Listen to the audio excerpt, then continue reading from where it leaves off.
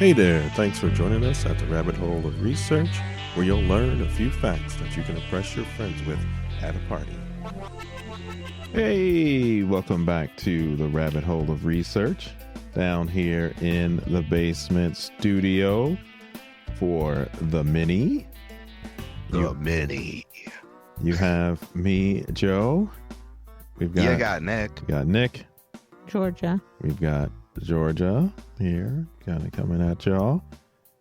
Last episode, we talked about the challenges of living underground, both on Earth and or other worlds, other planets. We had a wonderful guest and friend, Dr. Ernie Bell, who was part of NASA for some time and currently with Blue Origin, working on their landers and taking us back to the moon or taking to Mars. So I don't think I've been as excited about space stuff as I have this year in a very long time. Yeah. I don't know about you guys, but I don't know. This has just been very space heavy. Yeah, it has been. Yeah. And we have this mini, then an episode after this will be planetary defense, looking that was at another one. Yeah, large rocks that could be on a collision with Earth. And so there are people and scientists who are looking out for us and making sure nothing is headed our way that we don't know about. So that's going to be a fun one with Charles Blue. So, yeah.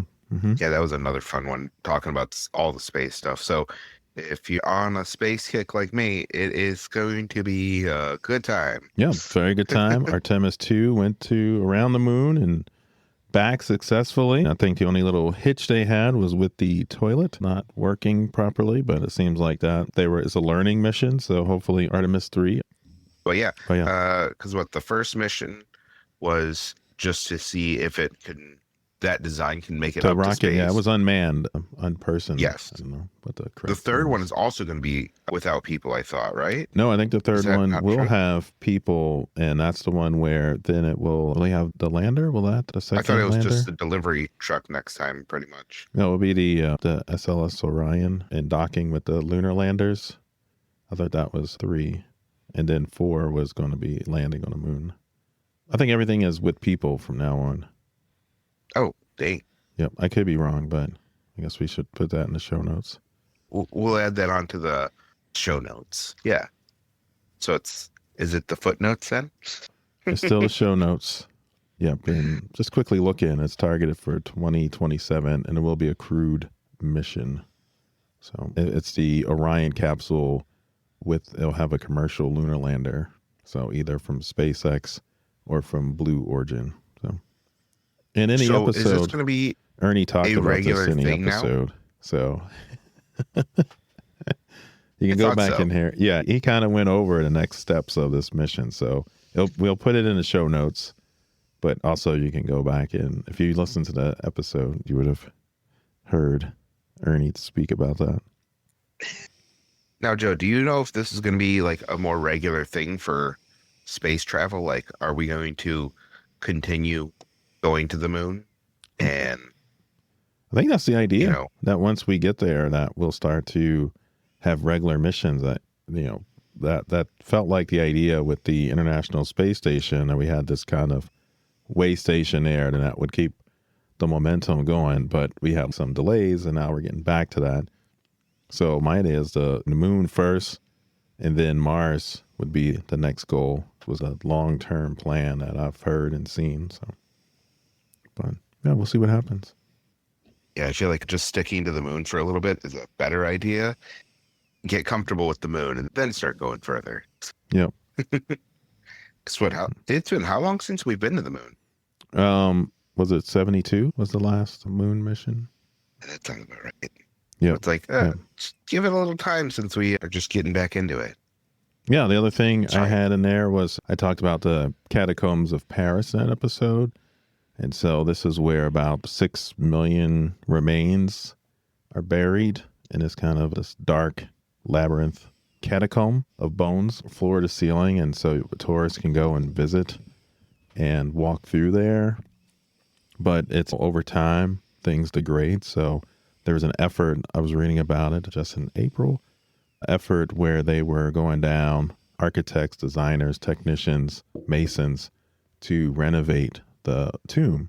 So add new lighting, kind of ventilation systems, restore the bone walls, new audio kind of guides, modernize it so that you can have this experience as a person going through, but be a little more lively.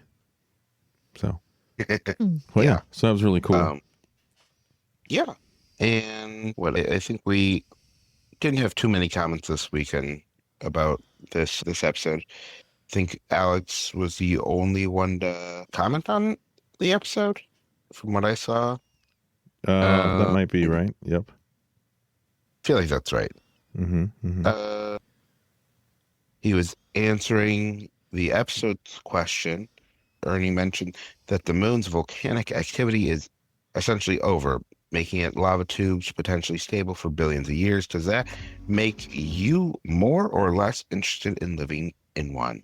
You know, Nick will be there. He's right. I would. He said it's too risky for me. And am I right to be cautious? I wouldn't try to live there, but I might visit. Which I think, yeah, I think it would be I feel like it'd be a safe place to live after it's not active, right? Like, yeah, right. No, I think that was what Ernie's point was, that on the moon, there's been no lava flow activity measured, and they suspect there's been no activity for millions of years. Once the lava source is dormant or not existent, then the lava tube is essentially safe. So that was my take on it, from what he said. But yeah, it would be a good one. I'd be there. Yep. But I think there's still going to be moonquakes. So there might not be lava, but the moonquakes or something. But also that activity, so they could predict where and not use this tube versus this tube. So that was something we talked about. So, question that I forgot about asking on the episode. Since the moon is smaller, would you feel a quake further away from where, like, do they feel like it's a larger patch of land that would quake? I mean, the moon just is because of its smaller, size. But I think it's still very large. I mean, it's not insignificantly small, so I don't. No, since it is a smaller mass. Right. Yeah, I think it'll be the same. If it would be. Okay. I think it'll be distance dependent, because you'll have these kind of whatever plates they have are moving. If it's the same, I don't know much about moonquakes, to tell you the truth. And so if it's the same as on Earth, where you have kind of movement of the tectonic plates that causes these quakes to happen, then it would have some distance depending on the intensity of the kind of shift. But that would also be probably distance dependent. That's like on Earth. And you probably wouldn't, like if an earthquake happens in California, you don't feel it in Chicago. I mean, but they do feel it if it goes to a tsunami, no? Not or Chicago. Yeah, I mean, do earthquakes turn into tsunamis or no? If an earthquake is on the ocean floor, that's how you get a tsunami. Okay. Yep.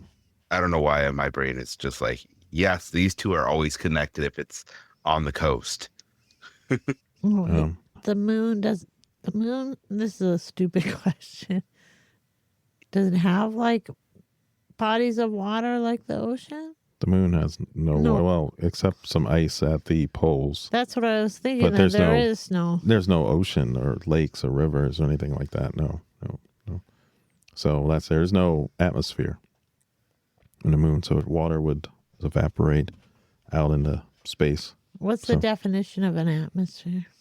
I don't even know if I know exactly what an atmosphere is. Atmosphere would be the layer of gases surrounding the planet, held in place by gravity.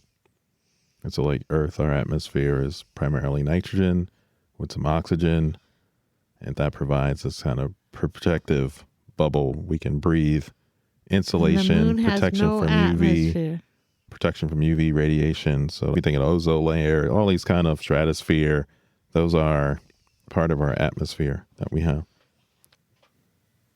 Well, hey, Joe, do we want to jump on over to the next section of our episode? What are we calling this Science section? I can't holes? remember.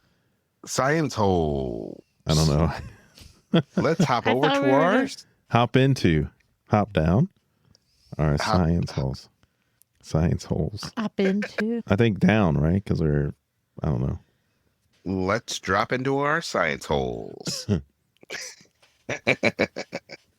I believe you had something big this Yeah, week, it right? was. I mean, very kind You of said it was going to be surprising. groundbreaking. I think it's very, it's the way we think about how life produces DNA. So we're familiar with DNA as a hereditary material, the instructions for life. And this is something that we study and we process. You have DNA. DNA, it's translated to RNA, which is also kind of information. So in the nucleus, your DNA is there. It needs to give instructions. RNA then, which is called messenger RNA, goes out into the cell. And then you have ribosomes translate that mRNA into proteins. And then protein can do work in the cell and make us function. And so that's how we think. And we all have our own unique DNA. Yeah, I mean, the building blocks of DNA is the same. And the instructions are relatively close to the same for all humans. But you're right. We do have some, obviously, Because that's differences in we're our able to DNA. find different, like in crimes and stuff. Yeah, but you're talking very small, very out of millions and millions of base pairs. It's a very small difference between humans. I mean, like 0.1% or something like that.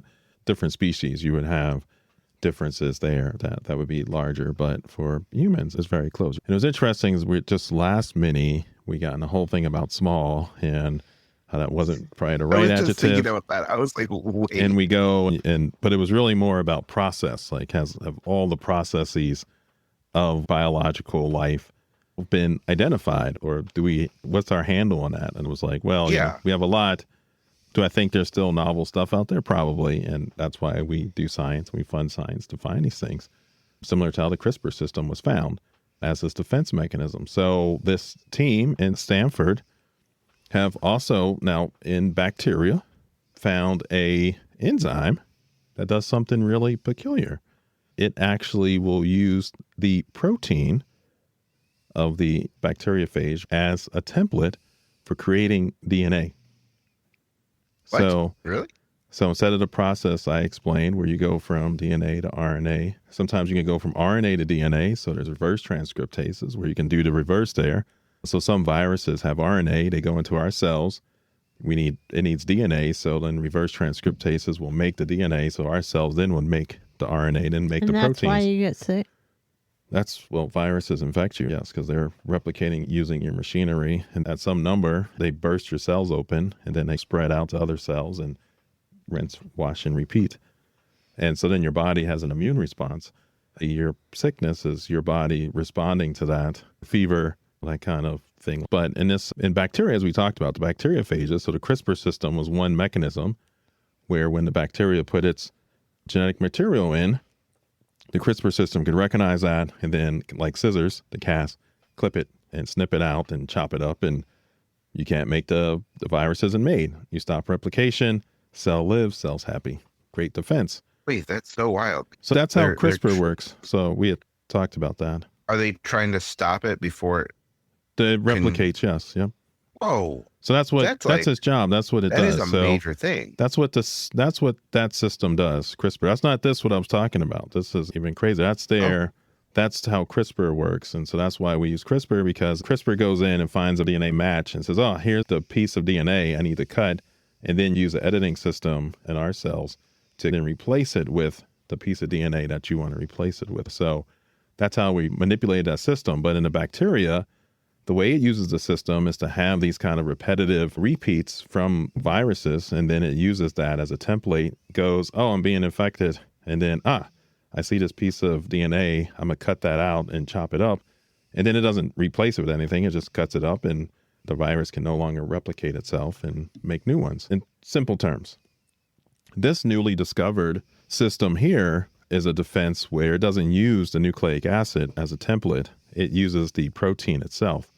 And so the protein comes in and then it says, and then it takes it and makes a DNA strand out of that to then use and help protect from viruses that are infecting them, right? So if you chop up all the DNA how do you make the repeated sequences that CRISPR can use? Well, one of these ideas is that if you have something like this, you can, the protein that was left behind, you can now copy off of that and then save that as your template, right? So you can make your own blueprint to fight the next infection event more efficiently. That's absolutely bonkers. Go ahead, That Jim. can help cure a lot of things before it gets too bad. Yeah, you could start making, in the paper, they talked about this using it to make customized DNA strands, to make advanced biomaterials or DNA hydrogels or things like that. So you don't need DNA to make protein. You can actually go protein to DNA, which is really quite fascinating that you can go that way. So, Yeah. Yeah. I think that's absolutely wild that we were talking about stuff like this last week. yep. Or not last week, the week before. Yeah, and I thought, And because it's really a dogma shifting, because you don't think about this. Like I said, we usually go from DNA to RNA to protein. You don't really think go protein to DNA. So that's not the pathway. Well, I think many people probably don't think about that at all.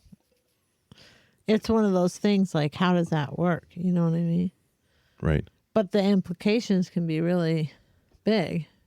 But again, it's like having that understanding at that level. Right. I guess people, may not know how proteins are made in their cells. I mean, I think and of that's you go, protein, I need to eat more protein, yes. protein, Yep. you know?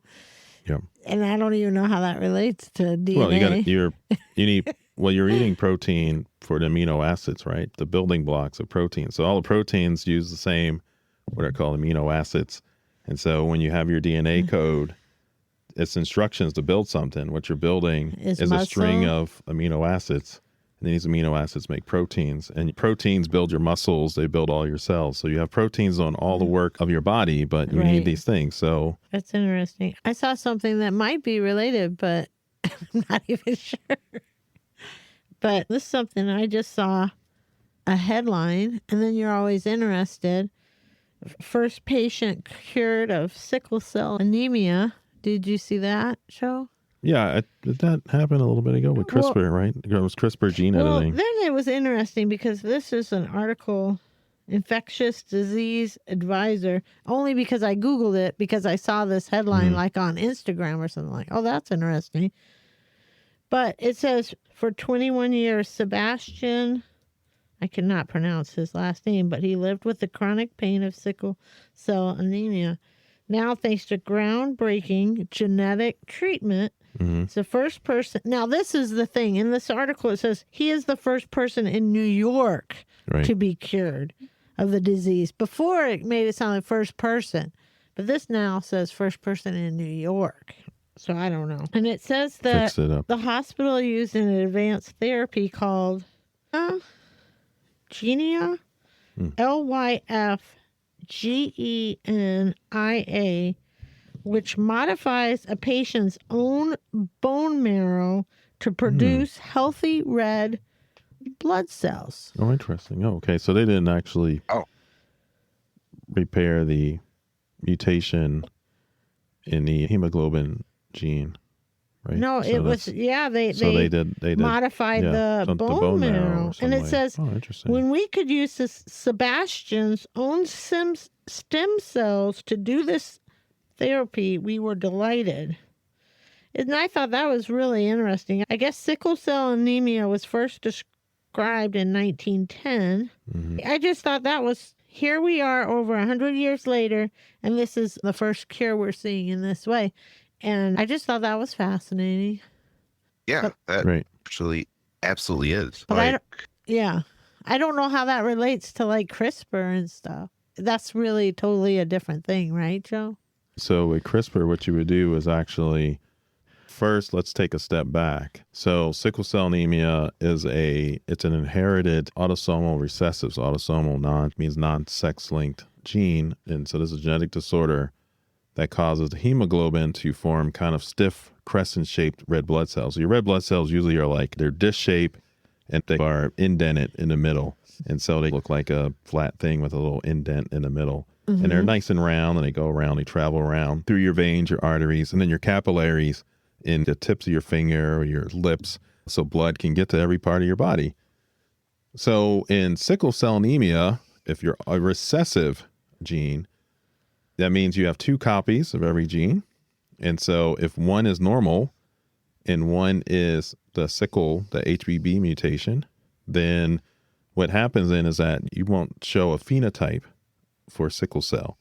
And what you mean by that is you don't show a symptom? That's right, exactly. But genetically, you do. So, and most sickle cell, people with sickle cell are of African descent.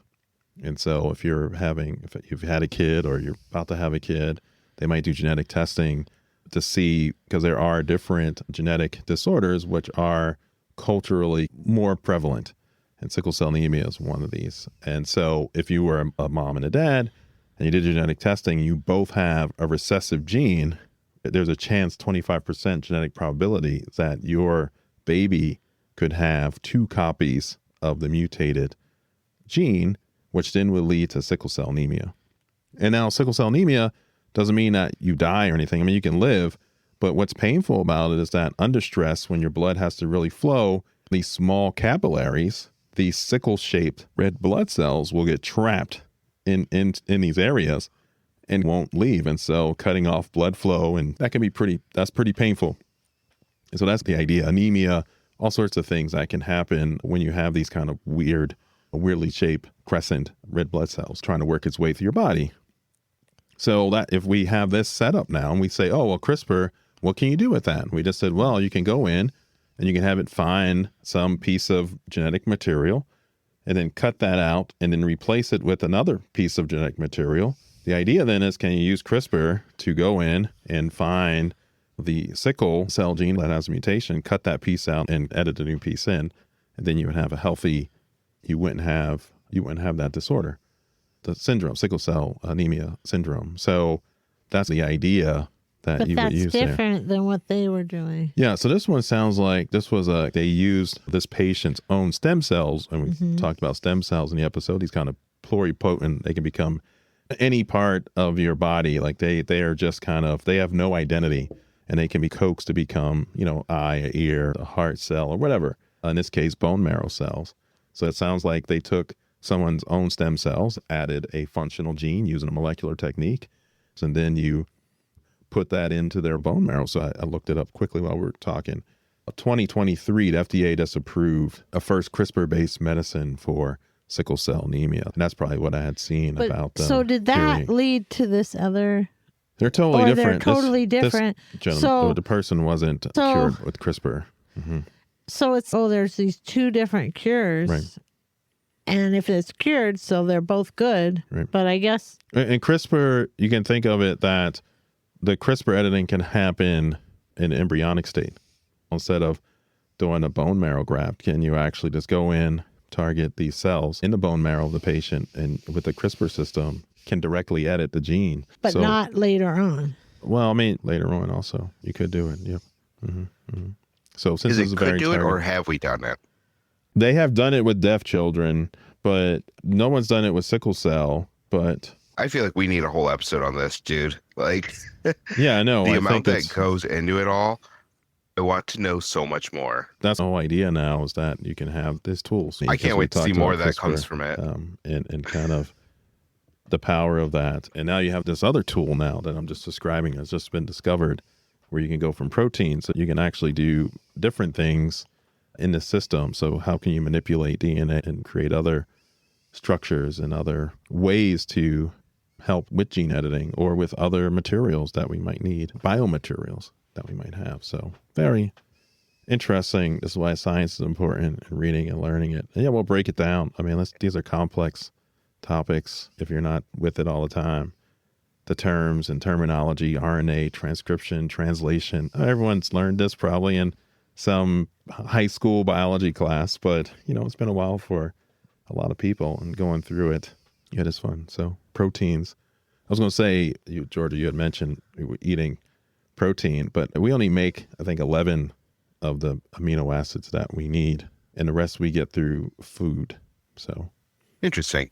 Yep. So I didn't know that. I mean, I should have known that, I guess. So that's why protein is important, because you can't do without it. So yeah, so people even tell you, eat these foods, and you're like, I don't know, I'm eating the food, but they tell me it's important. That's why your body's using protein all the time. That's why. And how many Big Macs is that, Joe? Yeah, that's right. That might not be the best That might not be the best source of poetry. There's always like a fun joke or bumper sticker. I forget where I saw it, but it was like, I may look like I'm doing nothing, but molecularly, I'm very busy. So, so I always like that because so much goes on inside of our cells. Yeah, so but what kind of media have you guys been consuming lately? Oh, I'm sorry, Joe. Were you?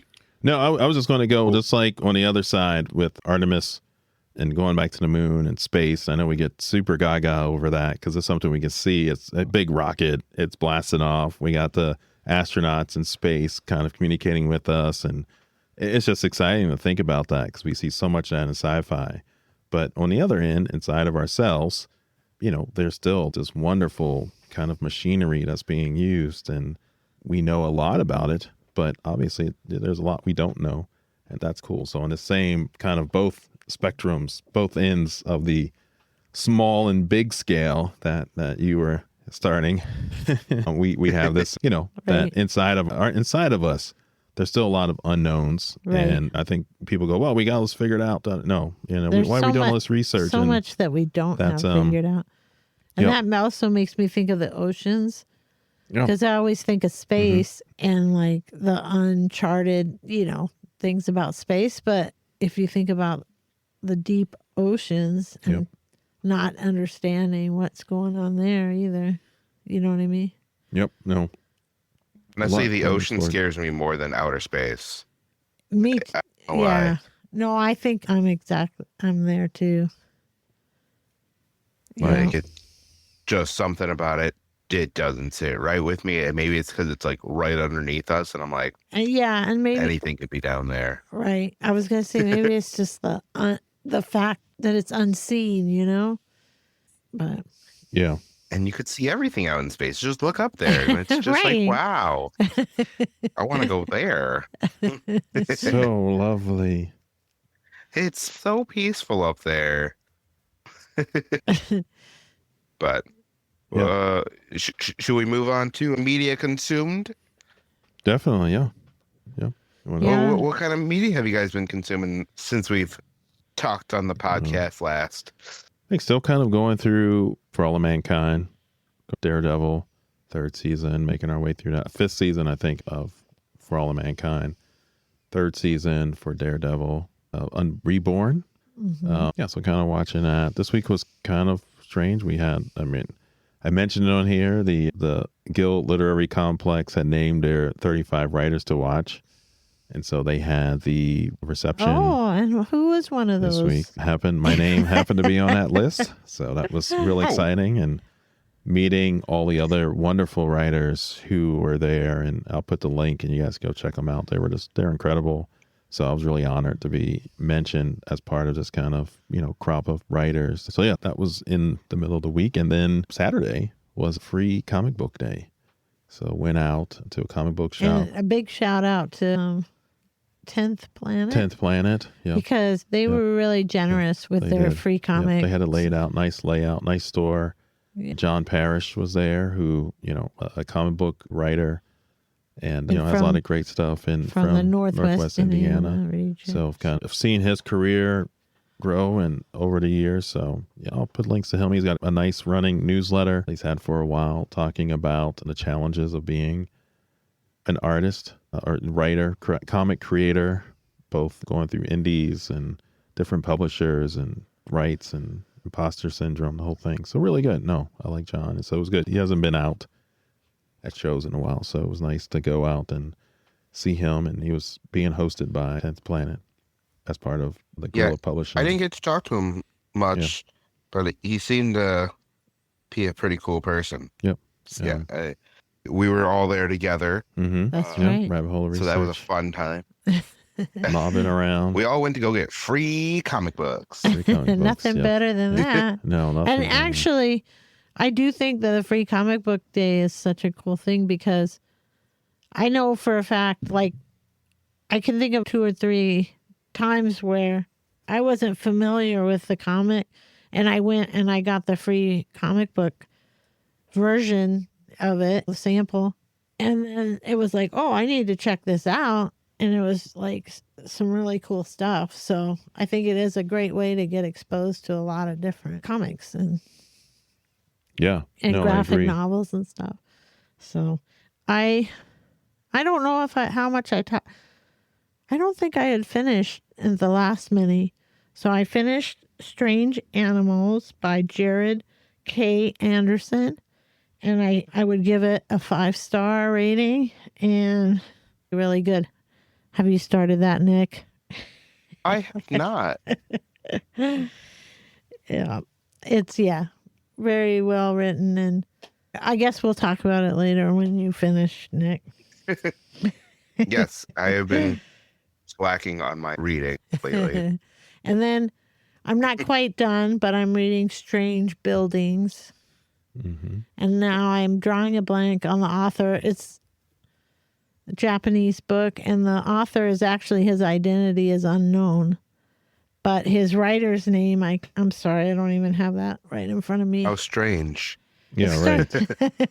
It starts with a U. I know that. You can look it up. Okay, I I'll got look it a up. few books that while you're looking that up for the author. I'm in the middle of, edits are off with my agent, so I've got a little bandwidth, but I'm reading Art Cure by Daisy Fancourt. That's a book about how art can be used as medicine and help mentally, physically help us recover and adjust. Reading Havana Hangover, book 1 in the series by Randy Richardson. So really It's got a lot of good reviews. And it just came out with the second book, Another Hangover, I think it's called. Another Havana. Havana Hangover, yep. And then I'm reading Absolution by Jeff Vandermeer, book 4 in the Area X trilogy. Now, it was a trilogy, and now this is book 4, so I don't know what that makes it, a quadrilogy. The trilogy or something plus. like that. Yeah. No, I love Jeff Vandermeer. And that's the Annihilation that the movie is based that's right. on. Yep, and exactly. everything. So yeah, that's a few things that I'm reading at the same time. And I read at different times. So actually Absolution is I'm reading the other two a little bit more, and that one is kind of in the background, kind of a mix between audiobook and physical book. So yeah, so just waiting to hear back, I think soon. So I'll probably not be reading for a while. Be writing. His name is Yukitsu, and I'm not positive I'm pronouncing that right. Uke. And he has... You said the writer was unknown. Well, that's like his pen name. You know what I mean? That's like David Wong. His true identity is not known.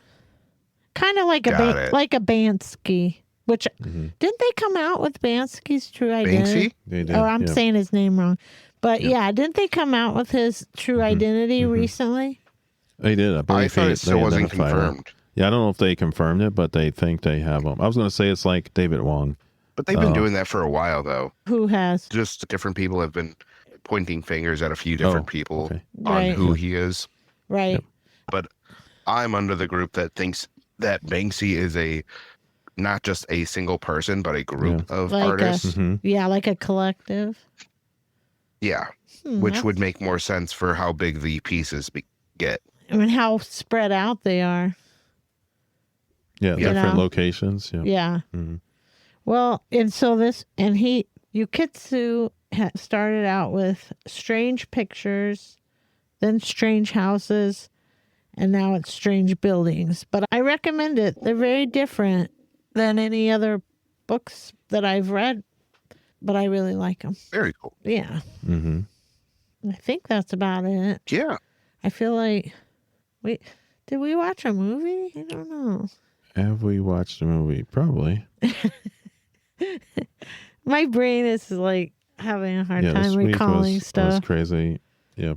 We'll probably pick it up next Watching week stuff. or next time. Be like, oh yeah, we forgot this movie and this and this. Well, we just move along. It's just kind of Yeah, unless it's like, oh my gosh, I really needed to mention that. Then I'll mention. Right? What about yourself, Nick? What have you been up to? Me? I've been watching just some old movies lately. I just rewatched Spaceballs. Oh, yeah. And been watching the show Community a lot. But I don't remember that. What was really been getting into Community is a TV show on NBC. Joe McHale, Chevy Chase, Allison Brie. It's really good. Well, Community recommend that. college, right? Yes. Okay, yeah. I think I remember when I didn't think I watched it. I didn't watch it, but I know what you're talking about. Yes. It was a good show. Yep. Oh, cool. But yeah, besides that, I've just been playing some games. Skate, I picked that back up again. Just downloaded Phasmophobia again because they're going to have a big Alan Wake update crossover. So yeah, we've been waiting for that to happen, which Alan Wake is a really cool one. But yeah, that's about all I've been up to. You know what else we started watching at Widow's Bay? We watched only one episode. Which so. reminded me of John Carpenter's The Fog. I think that, it's Apple It's an Plus. Apple TV. Yep, Apple TV. Yeah. It just came out, and people are kind of comparing it a little bit to Twin Peaks, and it's supposed to be. Yeah. It's supposed to be like a horror comedy. Yeah, probably a little atmospheric kind of Yeah. character-driven thing. Yeah, it's a little twisty. But yeah, from the first episode, I'm like, I was just like, The Fog. But I'm just a John Carpenter fan, so. No. Coolio. All right. Yeah. Well, that mini episode. Yeah, definitely. The mini. Mini. Coming to Maxi. All right. Well, you got me, Joe. You got Nick. I got Nick. Georgia. I got Georgia. And we went down a mini hole. Stay safe. Stay curious. We love y'all. Bye-bye.